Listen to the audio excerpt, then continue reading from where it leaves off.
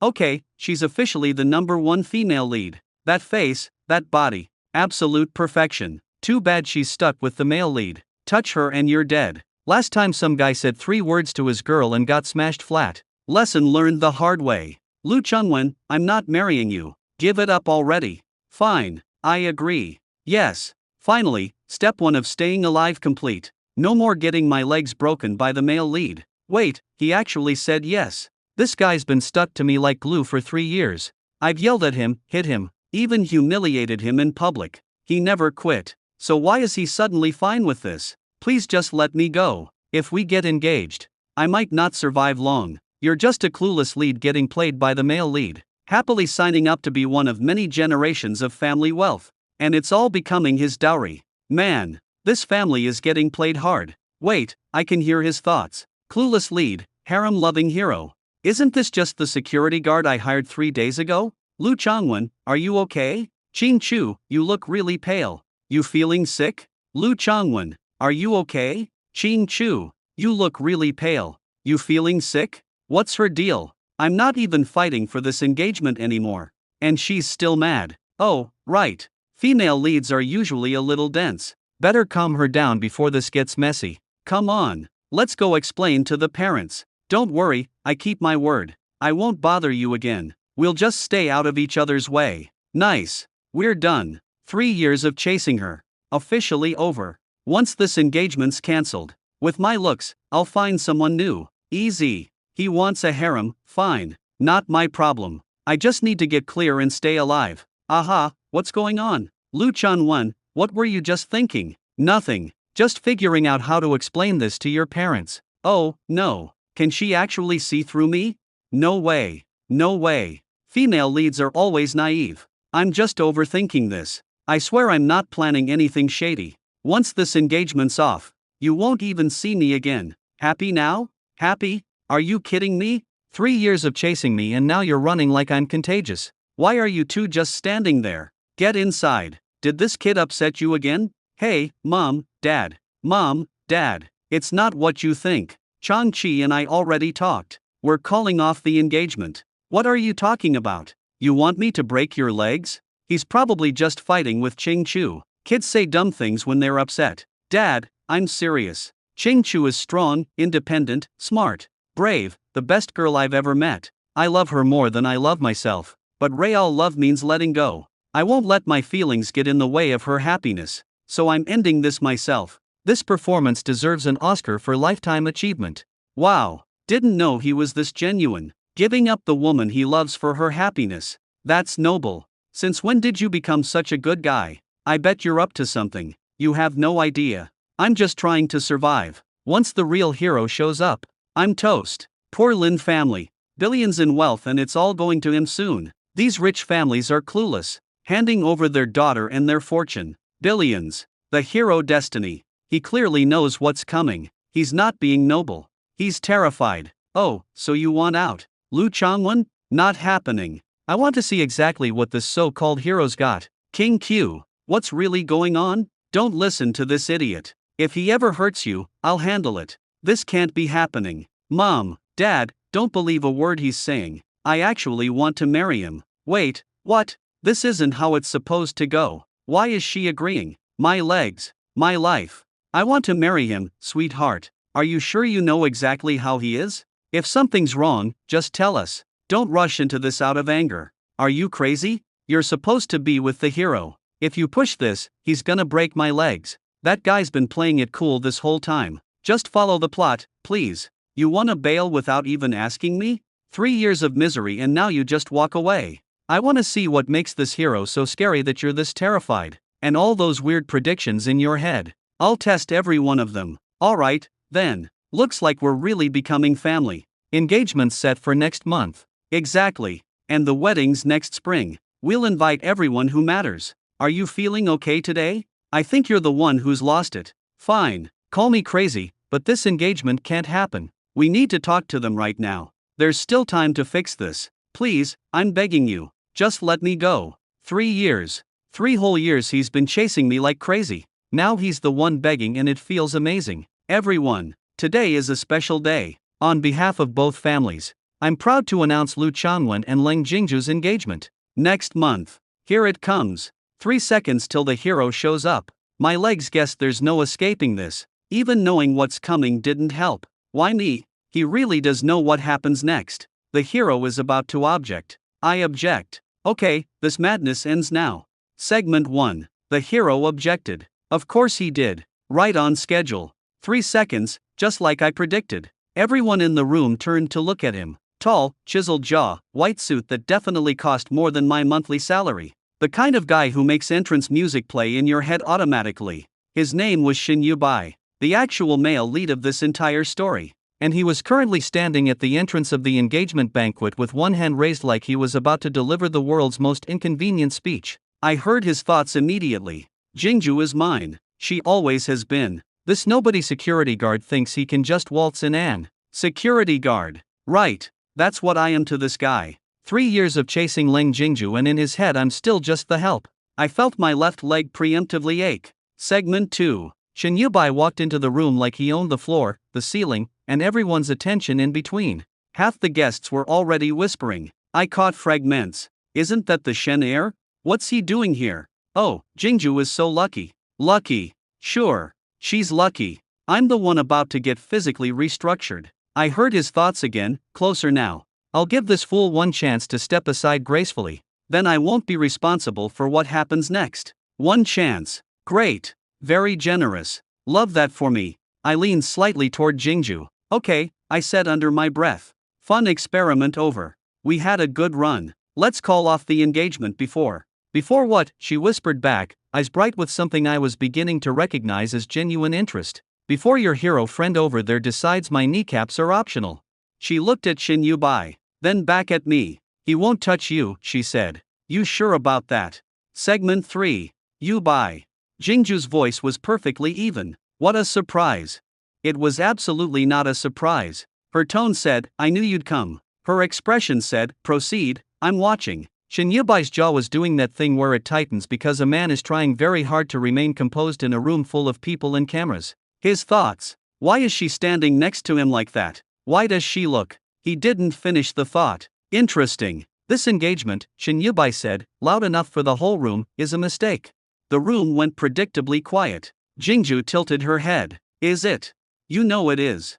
He looked at me then. Full eye contact. The kind that's supposed to make lesser men step back. I heard. Step back. Know your place. I'm giving you an exit. I absolutely should take the exit. The exit was safe. The exit had 2 functioning legs attached to it. But then Jingju's hand found my arm. Just resting there. Light. Segment 4. The actual reason, according to Xin Bai's brain, was simple.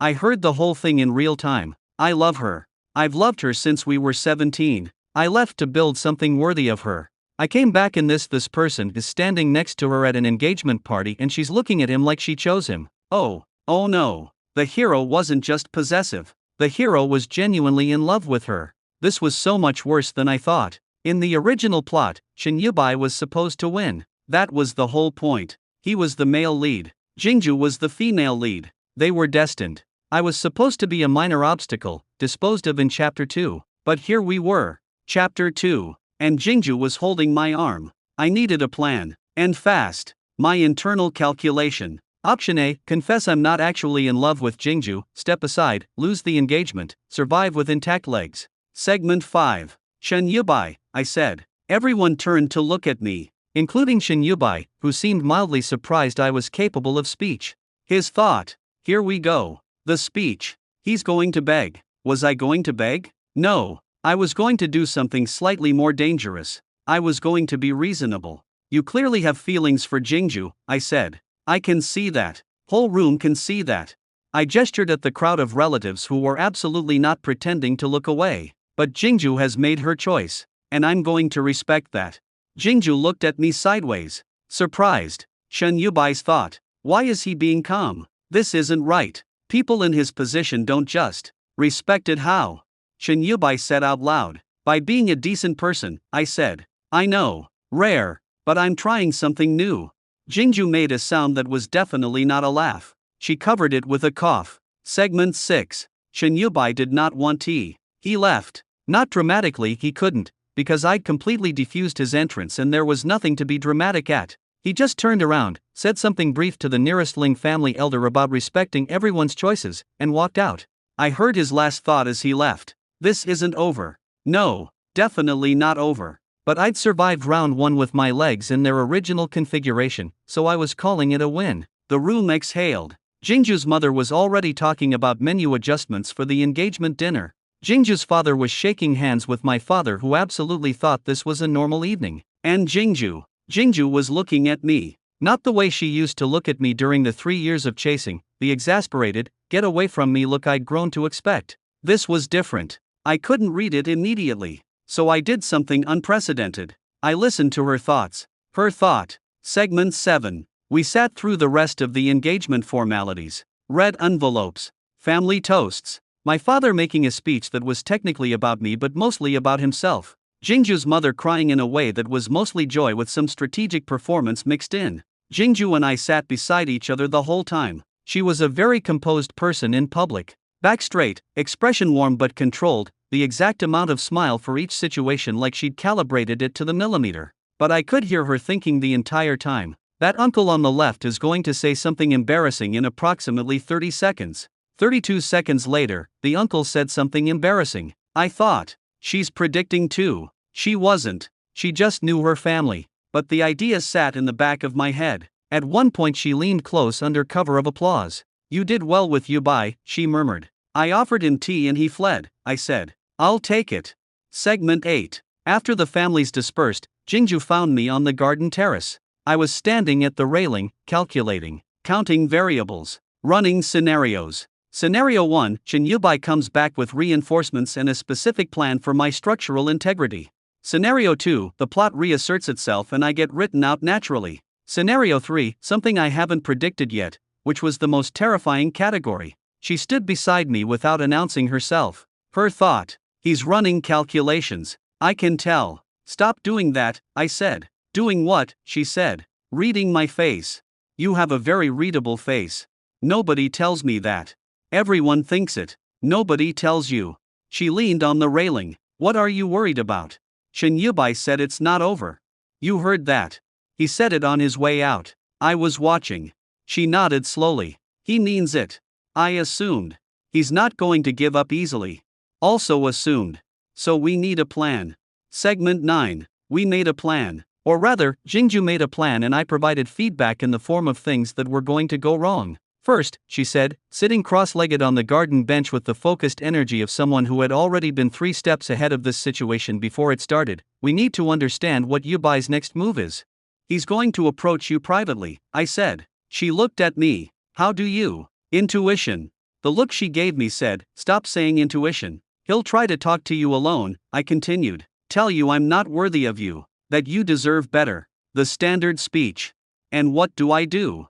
Listen politely. Don't give him an inch. Tell him you've made your choice and you're sticking to it. That's it. For now. We don't want to escalate. Why not?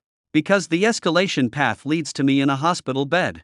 She tilted her head. You're very specific about the danger to yourself. I have historical data. She studied me. Segment 10. What do you mean you didn't say anything? I said, buying time. I mean my mouth was closed and no sound came out, she said, with the precision of someone piecing together a very interesting puzzle. And you responded to something. I was. Don't say intuition. I closed my mouth. She looked at me the way she looked at problems she'd decided to solve. Lu Changwen, can you hear what I'm thinking? I considered my options. Option A, deny everything. Maintain the mystery. Preserve the advantage. Option B, admit it and deal with the consequences. Option C, fake a medical emergency. She was already watching me run through options. I could tell by her expression. Possibly, I said. Possibly, she repeated. Flatly. Sometimes. Inconsistently. It's not I can't always. What am I thinking right now? Her thought. This explains everything. That this explains everything, I said. She was quiet for a very long moment. Then she stood up. Then she sat back down. Segment 11. She was quiet for a full minute. I sat with the discomfort of that. Deserved it. Her thoughts were running fast. I could hear the shape of them even when I tried not to. It felt like standing next to someone's open window and hearing music you weren't meant to. Finally she said, "You chased me for 3 years." "Yes." Knowing what I was thinking. "Yes." "And you kept chasing me anyway." "Yes." Another pause. Even when I was thinking, she stopped. Reconsidered. "Terrible things about you. Especially then," I said. The honest ones were the only real conversations I was getting. Her thought. "Of all the ridiculous." "Specific," she said. "I know. I called you a barnacle twice. 3 times. The third was under your breath at the company gala." She pressed her fingers to her temple. "And you didn't leave," she said. "No, because you could hear that I didn't fully mean it." I paused. "Partly," I said. "What's the other part?" I looked at the garden. Segment 12. We stayed on the terrace until it got cold. Somewhere in the middle of all of it, the conversation shifted from "this is a significant invasion of privacy" to "okay, so here's what we can use this for." That was very Jingju. She didn't waste time on things that couldn't be changed. She just recategorized them into resources. "Yubai's next move," she said. "What does he actually want?" I listened to the residual signal from his earlier thoughts. He wants a direct confrontation. Me versus him. He thinks I'll back down. Will you? Physically, he'd win. I didn't ask that. I looked at her. "No," I said. "I won't back down." Her thought. "Good. Just that. Just, good." I felt something strange in my chest, distinct from the usual self-preservation anxiety. Something warmer. I filed it away for later examination under "Do not think about this right now." "He'll also try to discredit me," I said. "Financially, professionally. He has more resources." "So do I," she said simply. Segment 13. The next morning, Shin Yubai's move came earlier than expected. I was at the Leng family house for a completely normal breakfast that was definitely not being used as an opportunity to observe me and decide how much of a threat I was. Shin Yubai called Jingju at 8:14 a.m. I heard his thoughts from across the room, faint but readable, like a radio station slightly off frequency. "I need 10 minutes. Just 10 minutes without him there." Jingju answered, listened, and said, "You can say whatever you want to say in front of Lu Changwen." On the other end of the line, frustrated silence. His thought. Of course she's doing this on purpose. She was absolutely doing this on purpose. She hung up and set her phone down. "He's coming here in an hour," she said. "I know. Stop that." "Sorry." "No, you're not." "Correct," I admitted. She poured more tea with the calm of someone who had already decided how the next hour was going to go. "What's his opening?" she said. Segment 14. Shin Yubai arrived at exactly 9 a.m. Punctual. Of course. He stood in the Leng family living room looking like he'd been specifically placed there for maximum visual impact. I caught the housekeeper's thought. "So handsome. Why isn't he the one she's marrying?" Great. Even the staff. Jingju sat in the main chair in a way that made it look like a throne without trying. I sat to her left. Close enough to be visible. Far enough to not look defensive. I had calculated this exact positioning for 12 minutes. "Yubai," she said. "Sit down." He sat. Looked at me. His thought. "Why is he so calm? Does he have something on me?" "Nothing on you. I just know what you're about to say." "Jingju." Shin Yubai's voice was measured. "I respect your decisions. But I owe you honesty." "By all means," she said. "Lu Changwen's background doesn't add up," he said. 3 years ago he appeared suddenly. Before that, no consistent record. No notable family connections. No. Segment 15. Shin Yubai had done his research. I heard it all as he talked, the real version running under the diplomatic version. His spoken version, "I simply want Jingju to have full information." His thought version, "I hired someone. They found gaps. Financial, institutional. He appeared 3 years ago like he came from nowhere. People don't come from nowhere unless they're hiding something. And if I can prove it, oh, he was actually onto something. Because I had come from nowhere. Technically. 3 years ago I'd woken up in this story with a security badge and a head full of plot knowledge and absolutely no verifiable life history before that moment. I had a problem. The gaps in my records," I said, while my brain operated at high speed, "are because I was working internationally for 4 years under contracts that required confidentiality." Shin Yubai's thought. "Convenient. I can provide documentation," I said. Jingju glanced at me. Her thought. "Can he actually?" Segment 16. After Shin Yubai left, Jingju closed the living room door and turned to me. "Documentation," she said. "Yes. That you said you can provide. That I said I can provide. Can you?" I calculated the precise number of ways to answer this without technically lying. "Not in the traditional sense," I said. Her thought. He is the strangest man I have ever met. I know, I said. I didn't say that. I know. She sat down. Okay, she said. Tell me the actual truth. No intuition, no vague answers. You hear thoughts. You know things before they happen. You appeared 3 years ago and apparently have no verifiable history. What is going on? I looked at the ceiling for a moment. Then I looked at her. If I told you, I said, it would sound completely insane. Lu Changwen. I just sat across from my childhood sweetheart while my fiancé calmly explained that he can read minds. My baseline for insane has shifted significantly. Fair point. Segment 17. She was quiet for a long time. Long enough that I started calculating whether she was about to call a therapist or a priest. Her thought moved slowly, methodically. He appeared 3 years ago. He knew Yubai would object at the announcement. He knew what Yubai was going to say before he said it. He answered questions I didn't ask out loud. He tried to get me to cancel the engagement to protect himself from something he said was coming. She looked up. In this story you think you're in, she said. What happens to you? In the original version, I'm an obstacle. I get removed. Removed how?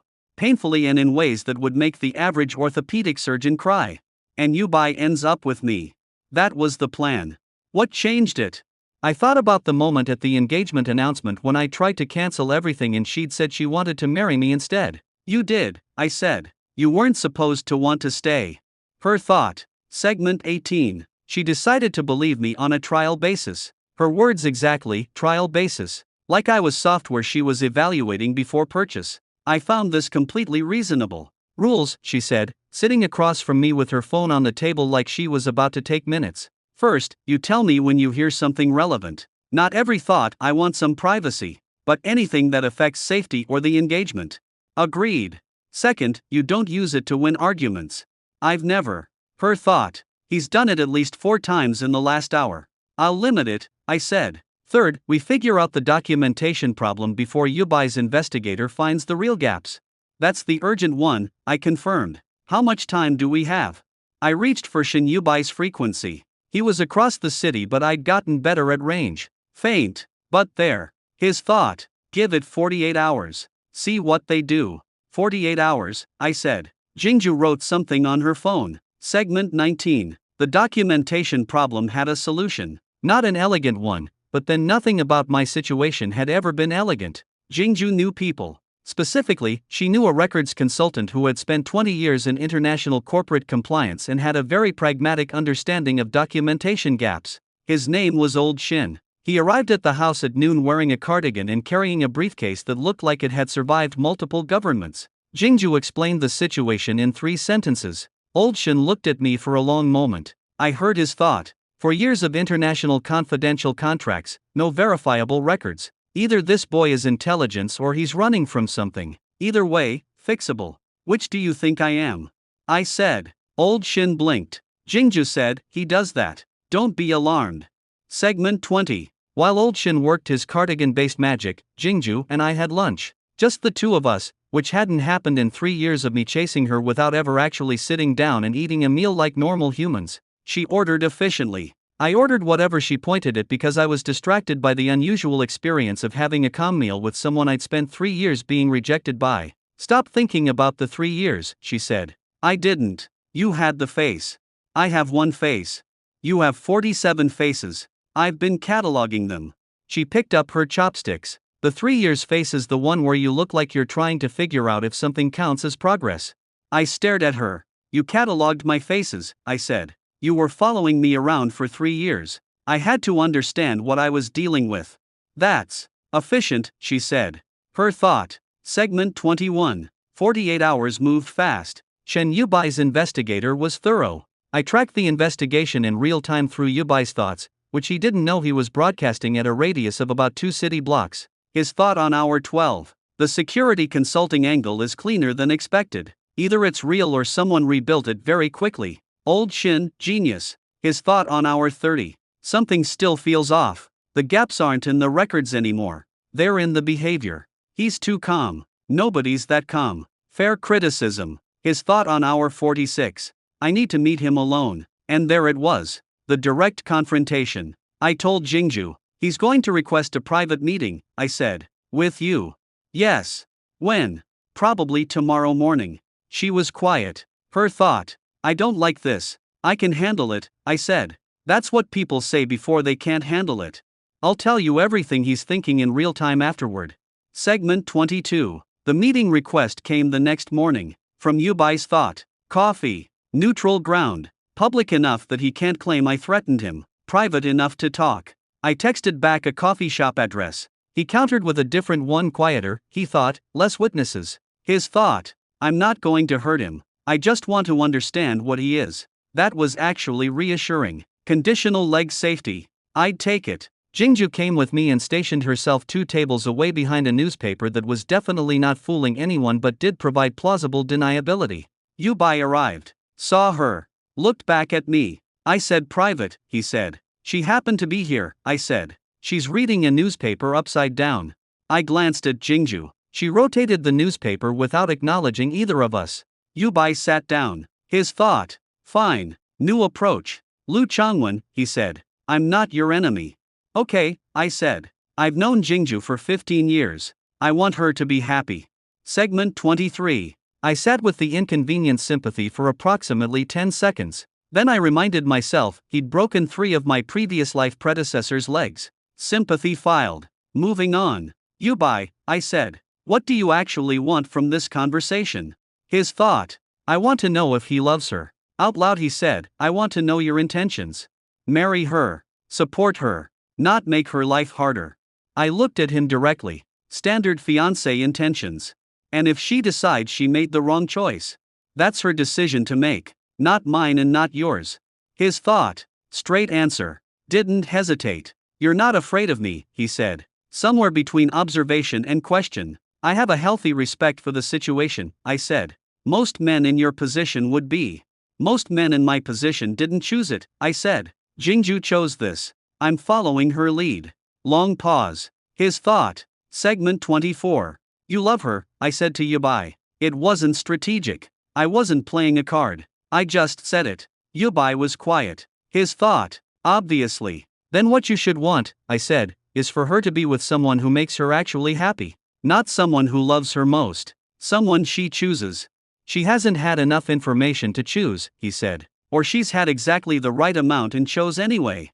His thought. She always does this. Knows what she wants before she should know. She does, I said. Yubai looked at me sharply. I didn't say that, he said. A beat. No, I agreed. You didn't.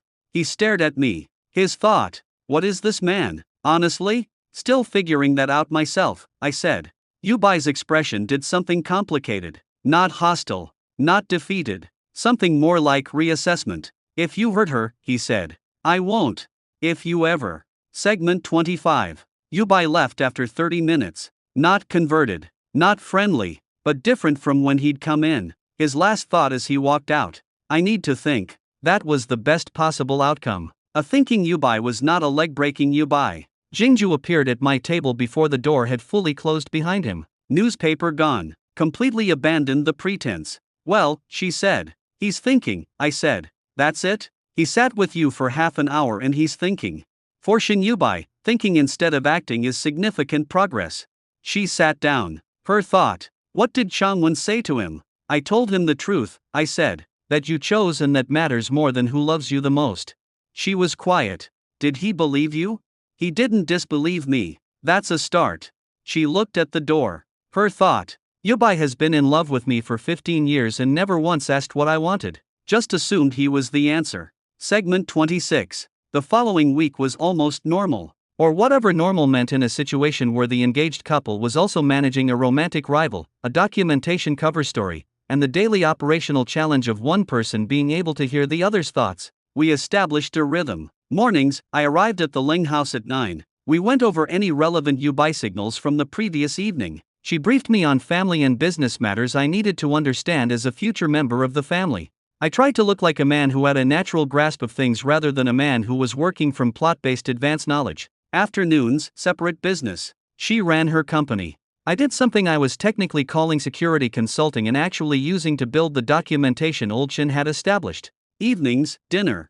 Family included twice a week, just the two of us the rest. The just the two of us evenings were different. Segment 27. Shen Yubai's next move came from a direction I hadn't predicted. Not from him directly. From his mother. Madame Shen was a woman who had apparently decided that if her son wouldn't fix this situation, she would. She arrived at the Leng family home on a Tuesday carrying gifts and the very specific energy of a woman who had come to deliver an opinion wrapped in pleasantries. I was there because I was always there now. The families had apparently normalized my presence faster than anyone had expected, including me. Madame Shen looked at me. Her thought. This is the security guard. He seems steadier than I expected. Thank you, I said automatically. She blinked. I hadn't meant to say it out loud. For what, she said. For coming, I said smoothly. Jingju mentioned you were busy this time of year.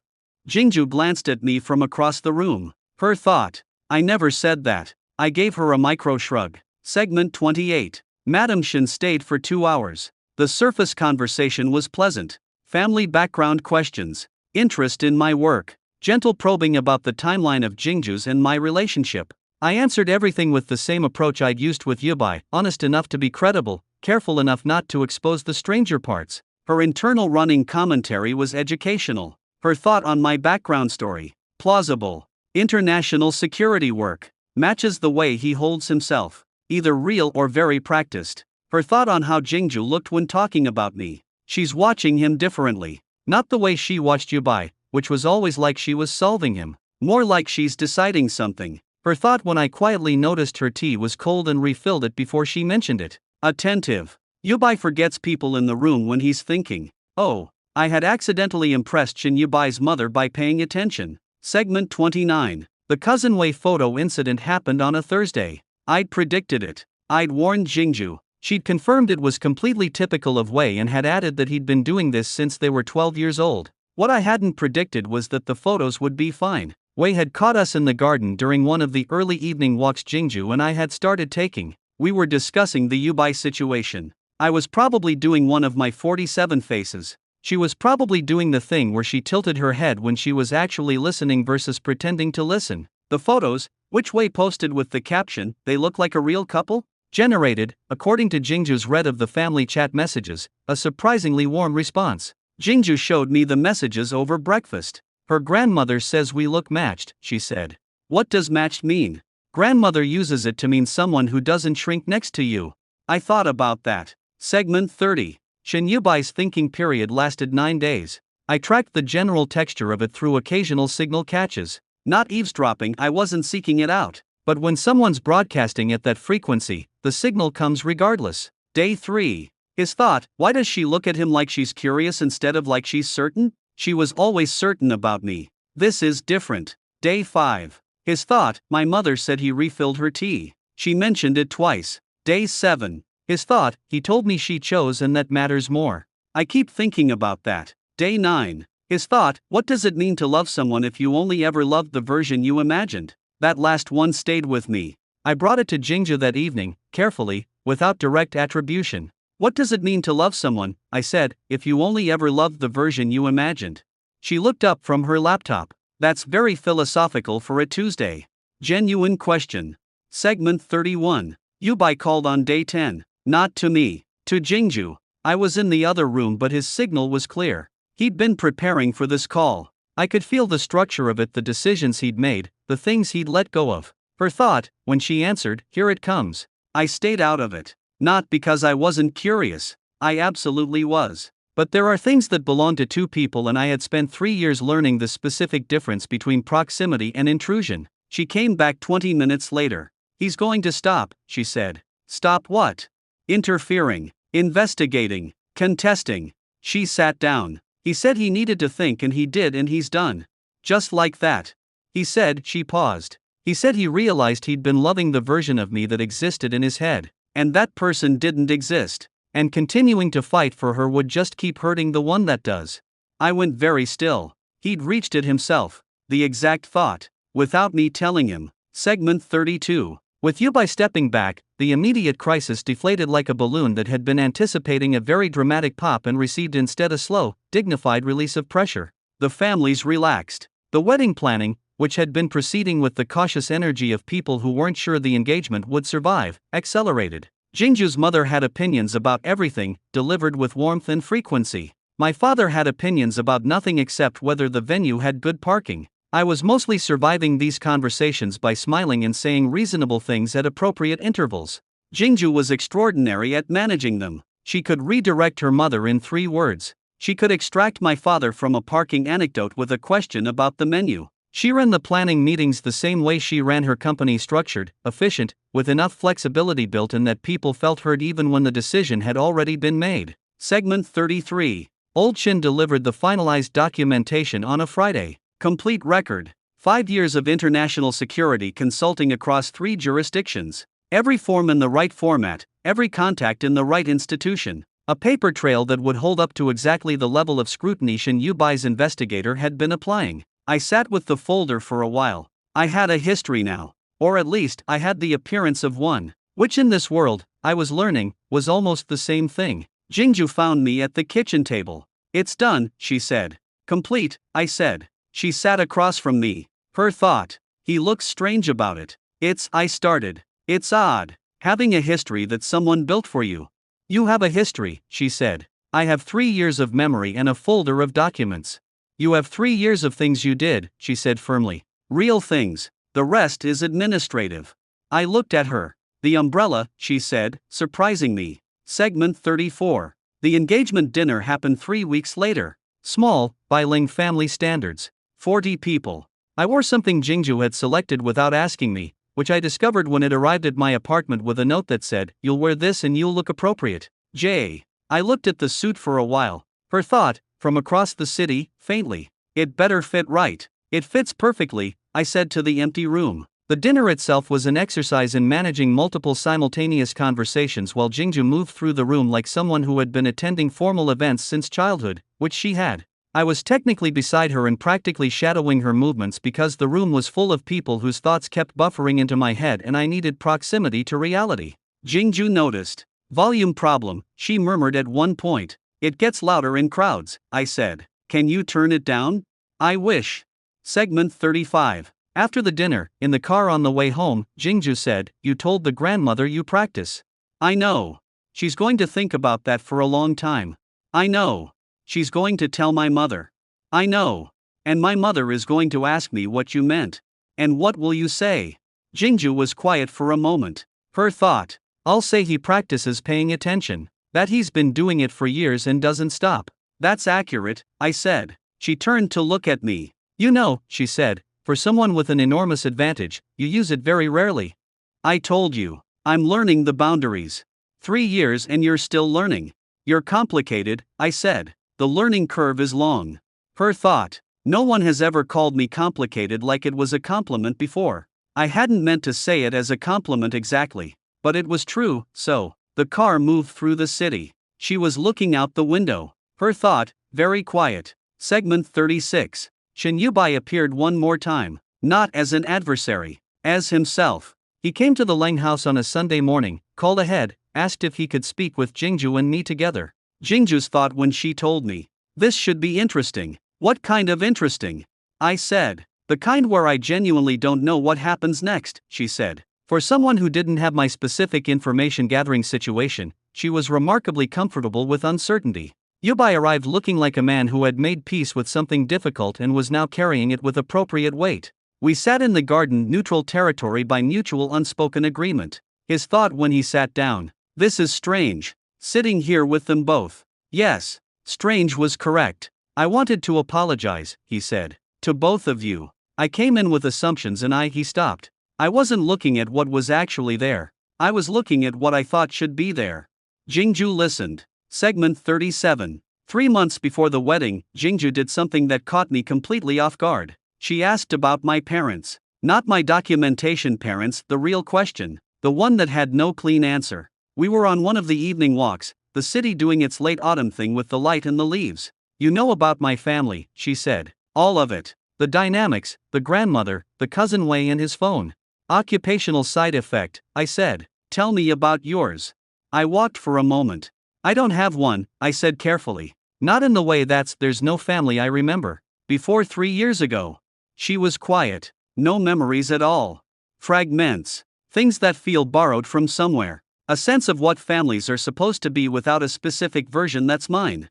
Her thought. That sounds incredibly lonely. It was, I said quietly. At first.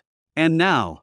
Segment 38. 2 months before the wedding, something shifted. I noticed it first in the evening sessions. The way she sat. The thoughts that came through, not strategic ones, not planning ones. Quieter things. One evening, her thought, he remembered I don't like jasmine tea. He's been bringing the chrysanthemum kind for 3 weeks without mentioning it. Another evening, her thought, he's the only person who talks to grandmother like she's still completely sharp. Everyone else uses the careful voice. A different evening, her thought, when he laughs he looks surprised by it, like he didn't know he was going to. I wasn't trying to hear these. They were just there, floating in. I sat with the accumulation of them. They were observations. She was cataloging me the way she'd cataloged my faces methodically, privately. Something was happening in there. I hadn't predicted this part, which meant it was real. Not plot, not destiny, not the original story reasserting itself. Segment 39. I was, as it turned out, learning her back. The specific rhythm of her thinking. The difference between a silence that meant she was processing and one that meant she'd decided. The way her shoulders carried tension on days the company was difficult and released it when she was somewhere she trusted. I wasn't listening to her thoughts for intelligence anymore. I was just listening. This was new. Different from the 3 years of chasing, which had been strategy wrapped in sincerity. Different from the early engagement, which had been survival wrapped in cooperation. This was something I didn't have good words for. Olchin appeared one afternoon for a documentation follow-up and sat across from us at the kitchen table with the observational patience of a man who had seen most kinds of people. His thought. These two. The way they sit in the same room, aware of each other without performing it. He said, out loud, the documentation is fully settled. No further risk.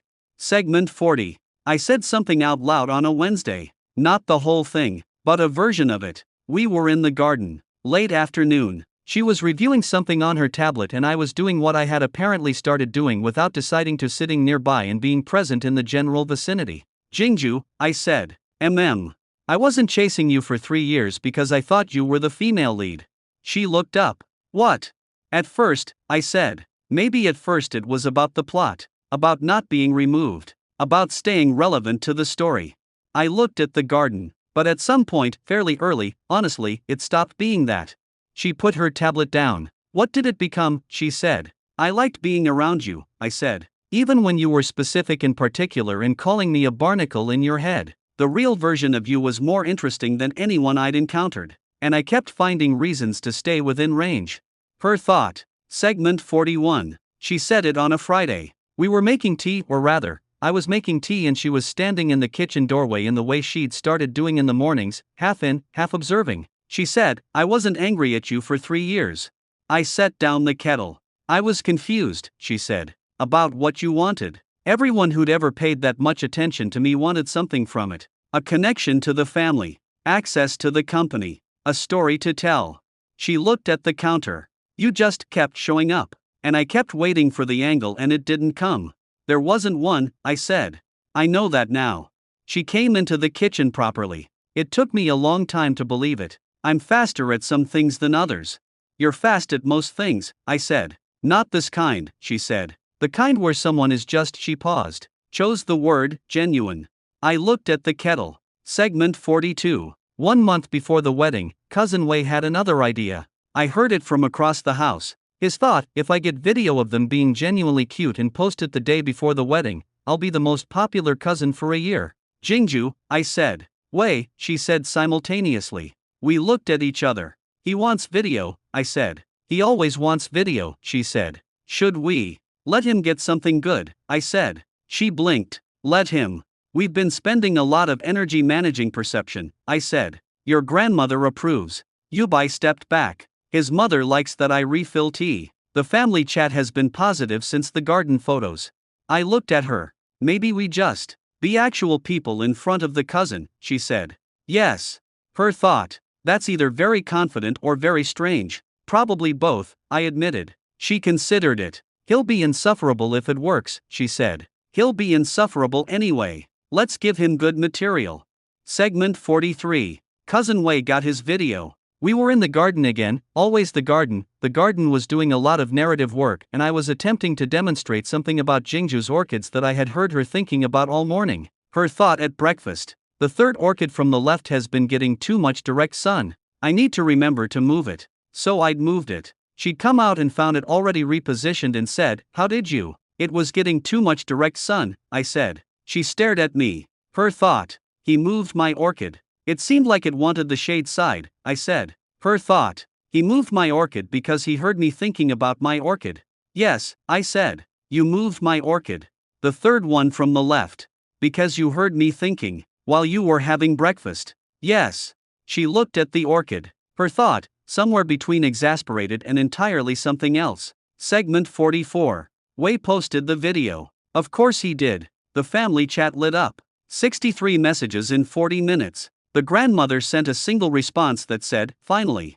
Yubai, who was apparently still in the family chat despite everything, sent a thumbs up emoji that felt like it cost him something. Madam Shen sent a separate message to Jingju's mother that Jingju showed me. "Your girl has good judgment. The orchid is a good sign." I stared at that. "The orchid is a good sign," I repeated. In my grandmother's generation, Jingju said, "A man who notices small things without being asked is considered." She searched for the word. "A good sign." "Reliable," she said. "I'll take reliable." Her thought. "Reliable is the right word actually." "I know," I said. "That's sorry. Force of habit. You've been saying sorry for 2 months and still doing it." "The habit is very established," I said. "Can you hear me right now?" she said. Her thought. Segment 45. 2 weeks before the wedding, Jingju's company had a crisis. I won't go into the details because they were technical and specific and involved a supplier agreement and a board member who had changed their position without notice. What mattered was 3 days of Jingju working 15-hour days, emerging periodically looking controlled in the way that meant she was managing something enormous. I stayed close without getting in the way. I learned this distinction from 3 years of observing what she needed versus what she performed needing. Day 1, I brought tea without being asked and left. Day 2, I took the family dinner calls so she didn't have to. Day 3, I sat in the room while she worked and did not speak unless she spoke first. Her thought on day 1. "Good. That's exactly right." Her thought on day 2. "He handled my mother for 40 minutes. I heard her laugh twice." Her thought on day 3. Segment 46. She told me something on the way to the noodle place. We were walking, it was close enough to walk, and the night was the kind that makes you want to be outside in it. "When I was 17, she said, "I told my mother I didn't want to get married." What changed? Nothing, exactly. She walked for a moment. I thought marriage meant becoming smaller. That you had to fit yourself into the shape of what someone else needed. And now. Her thought. And now I've watched someone rearrange themselves 0% to accommodate me while somehow always being exactly where I need them. She didn't say it out loud. I didn't say I heard it. We walked. And now, she said, "I think I had a limited sample size." What expanded it? She glanced at me sideways. "A very persistent barnacle," she said. I laughed. She looked surprised by that, not by the laugh, but by whatever she saw in my expression when it happened. Her thought. He looks like that when he means it. Segment 47. The night before the wedding, I had a realization. I was standing in my apartment, the real one, not the Leng house, doing the thing where I stood at the window and ran calculations. 3 years ago, I'd appeared in this story with one goal, not get written out painfully. 2 months ago, that goal had shifted to survive the hero's objection with structural integrity. Somewhere in between, without my noticing, the goal had quietly become something else entirely. I wanted to stay. Not survive. Not avoid. Not manage the plot from the outside. Actually stay. In this house, in this family, in this specific orbit around this specific person. I sat down. The original story was supposed to remove me. The hero was supposed to win. The plot was supposed to proceed without me. None of that had happened. Because Jingju had decided she wanted to stay too. And Jingju's decisions had a weight that apparently bent plots around them. I thought. Segment 48. The wedding morning arrived the way important mornings do, too early, too loud, and carrying the specific energy of everyone else's excitement. Jingju's mother had been awake since 5. I heard the general broadcast of the household from 2 floors up, the florist arriving, the dress undergoing final adjustments, the cousin Wei being told twice to put down his phone. I was in the guest room getting ready when there was a knock. I opened the door. Jingju's grandmother. She looked at me for a moment. Her thought. He looks nervous. Good. Nervous means it matters. It matters, I confirmed, again accidentally. The grandmother had apparently made peace with this at the engagement dinner. She simply nodded. My granddaughter, she said, has been making her own decisions since she was 4 years old. Nobody has ever talked her out of one. I know, I said. Not her parents. Not you by. Not anyone. She looked at me steadily. She chose you. That means something. Segment 49. I saw Jingju for the first time that morning during the ceremony. She walked toward me in something that made half the room inhale simultaneously. Not because of the dress, though the dress was the kind of thing that made you aware of the word elegant as a concept rather than just a descriptor. Because of the way she walked. Calibrated for every public moment since she was old enough to understand what being watched meant. The controlled smile. The precise carriage. And then she saw me. And the calibration shifted. Not much. You would have missed it if you were looking at the dress or the flowers or the elaborate arch the family had commissioned. But I wasn't looking at any of those things. I was looking at her. Her thought, when she was 3 steps away. He's doing the face. The genuine one. I was. She stopped beside me. The officiant began. Her thought, very quiet underneath everything. Segment 50. The vows. Jingju had written hers herself. She'd mentioned this 3 weeks ago and I had not asked about them and she had not shown them to me and I had respected this boundary with enormous effort. She said, I've spent most of my life being very certain about most things. The kind of certain that sometimes skips over what's right in front of you because you're already looking 3 steps ahead. Her thought beneath the words. Say all of it. Say the real version. You showed up, she said. Repeatedly and specifically and in ways I didn't ask for that turned out to be exactly what I needed. You paid attention when I didn't know I needed someone to. She paused. And you didn't make me feel observed. You made me feel. Her thought. Known. The word is known. Known, she said. I exhaled. My turn. I had also written mine. They were significantly shorter. Segment 51. Cousin Wei did cry the whole time. He also got excellent footage, which he posted before the cake was cut. The family chat had 112 messages by the end of the evening. Yubai's message was 3 words, congratulations to both. Madam Shin sent a longer one to Jingju's mother that included the phrase, he said the real version of the vows. That's rare. Old Shin sent nothing because Old Shin was not on the family chat, but he did send a small note to my phone that said, documented and sealed. You may now stop worrying about the administrative situation.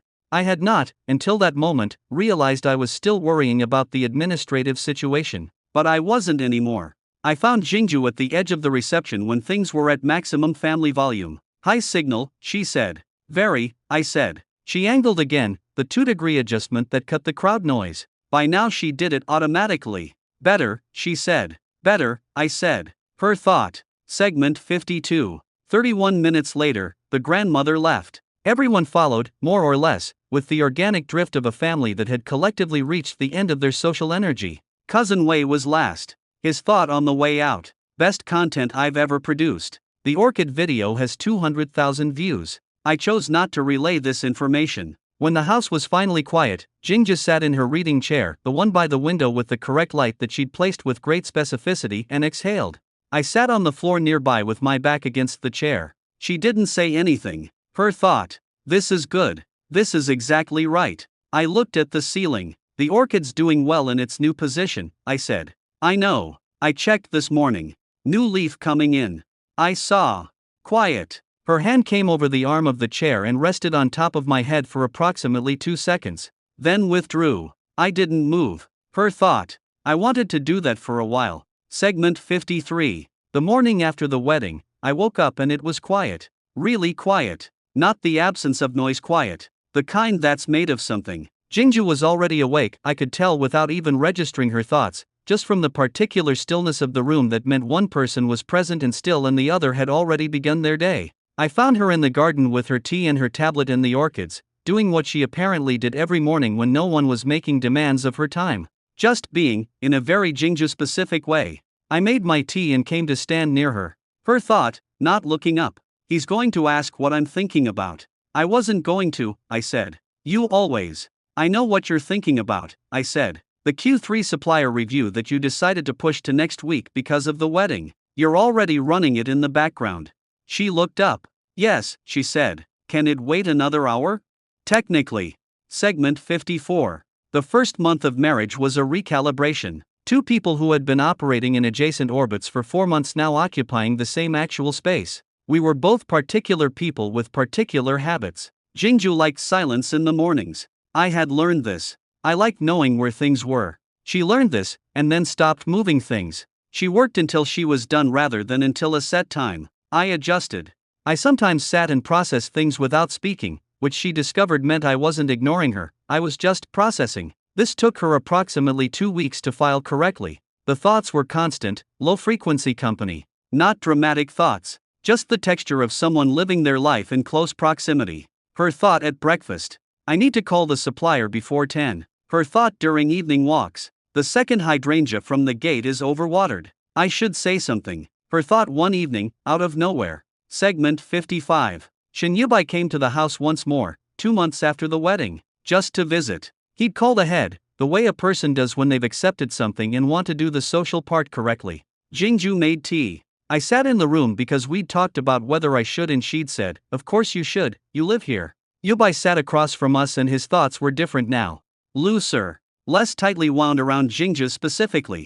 His thought when he sat down. This is good actually. She looks like she's found her speed. Her speed. That was a nice way to put it. She has, I said, and then immediately. Sorry, I didn't mean. Yubai looked at me for a moment. His thought. He did it again. He answered something I didn't say. He looked at Jingju. Is he said. Yes, she said. Since when?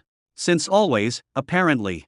Yubai looked at me. His thought, slowly. That's why he was never rattled. He always knew what was coming. Segment 56. Yubai stayed for 2 hours. The conversation was, improbably, good. He and Jingju had 15 years of history that didn't go away just because the romantic version had resolved. They had shared references, shared jokes, shared memories of people neither of us would mention by name. I sat in it and did something I had gotten better at, let it be what it was. Not surveillance. Not management. Just presence. At one point Yubai said something that made Jingju laugh, the Real laugh, the one that came before she decided to. I looked at my tea. His thought, catching me. He's not jealous. He's just watching her.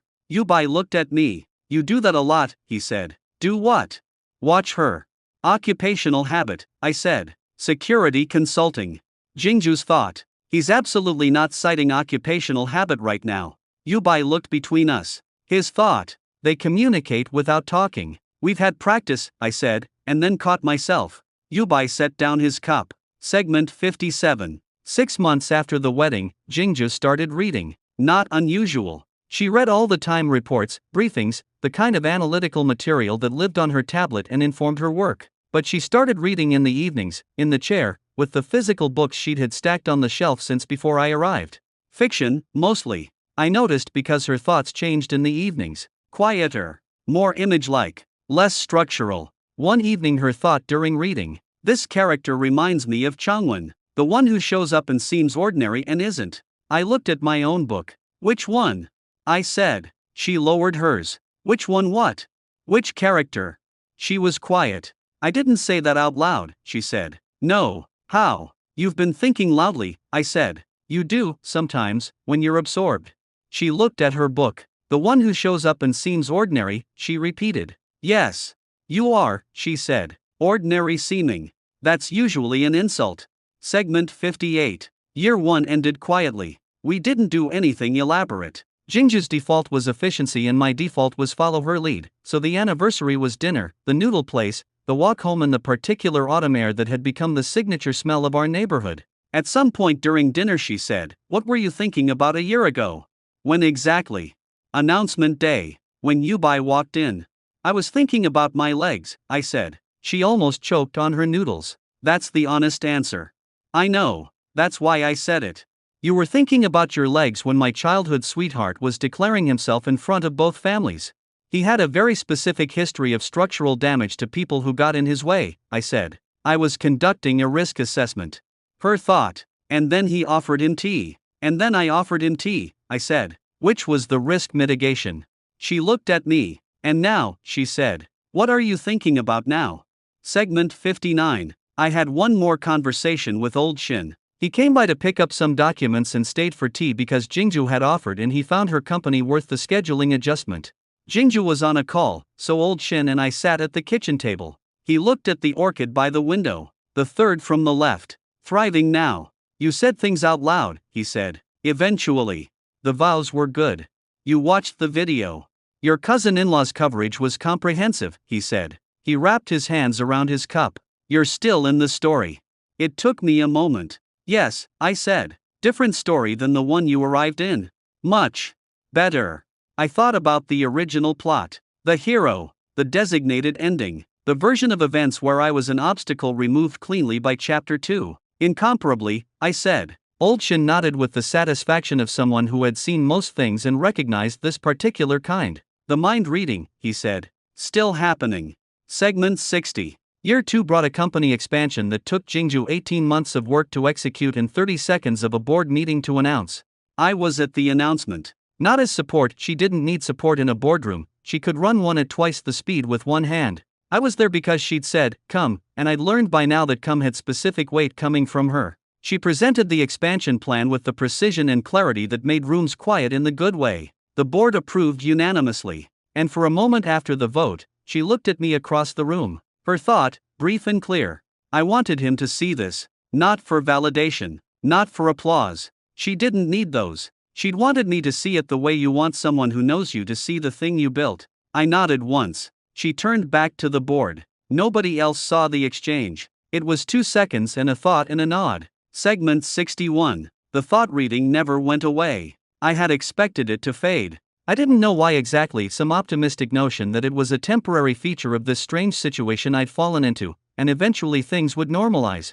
They didn't. But normalization happened anyway. Different kind. What changed was that I got better at not reacting to everything I heard. Not because I was suppressing, that was the old method, constant management. But because I had enough context for Jingju now that most thoughts landed in an existing category. Her work thoughts, her planning thoughts, her family management thoughts, and the other kind, the quieter ones, the ones that had slowly changed register over the years from stranger to person to something I didn't have a category for and had stopped trying to name. One evening she was reading and I was working and it was quiet. Her thought, soft as static. I hope he knows. I looked up. Knows what?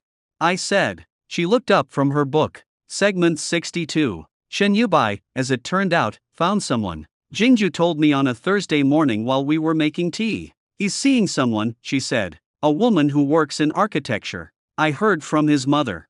Is she? Apparently she contradicts him constantly and he finds this fascinating, Jingju said. I thought about Yubai. His thoughts during the coffee meeting. I loved her. I came back to build something worthy of her. Good, I said. He needed someone who contradicted him. His mother says she's never seen him like this. Like what? Uncertain, Jingju said. She says he doesn't know what she's going to say next and he can't predict it and it's apparently keeping him interested, I said. Yes. I considered this. Shen Yubai, the destined hero of the original plot, had found someone he couldn't read. Someone who disrupted his assumptions. Someone who required him to pay actual attention instead of projecting. Segment 63. Cousin Wei became, improbably, a documentarian. Not formally. He had a life that involved other things. But his footage of the engagement, the wedding, the orchid incident, and approximately 84 other moments he'd captured over 2 years accumulated into something he edited and showed at the Leng family New Year gathering. I watched myself from the outside for the first time. I looked normal. That was the surprising part. A man in a garden moving an orchid to the shade because he'd heard something he cared about. A man offering tea to a hero as a de-escalation tactic and looking almost amused about it. A man at a wedding looking at his wife like she was the most specific thing in the world. Jingju's thought during the screening. He has no idea he looks like that. Like what? I said. Quiet, she said. Not whispering, everyone was watching the video. You look quiet in all of them. Is that bad? Segment 64.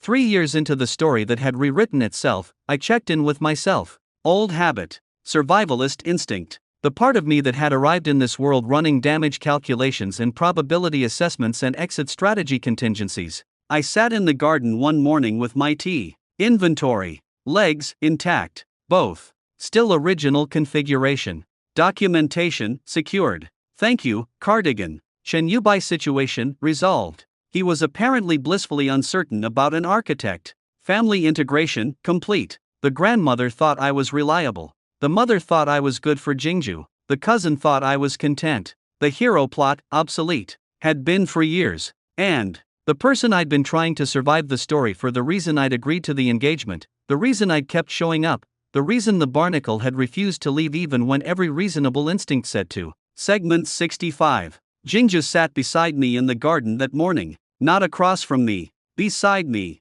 2 chairs angled toward the orchids rather than at each other. The city was doing its morning thing, distant and full and completely indifferent to this specific garden and the 2 people in it. Her thought. What are you thinking about? I turned to look at her. She hadn't said it. Ask out loud, I said. Rules. She looked at me sideways. What are you thinking about? She said. The announcement day, I said. The one where you objected. 3 seconds, she said. You predicted it exactly. I've thought about what would have happened if I'd managed to cancel the engagement first. You'd have left. Yes. And I looked at the orchid. I'm glad I didn't make it out the door, I said. I had a whole exit strategy. Security guard, no notable connections, easy to lose the thread of. The plot would have moved on without me.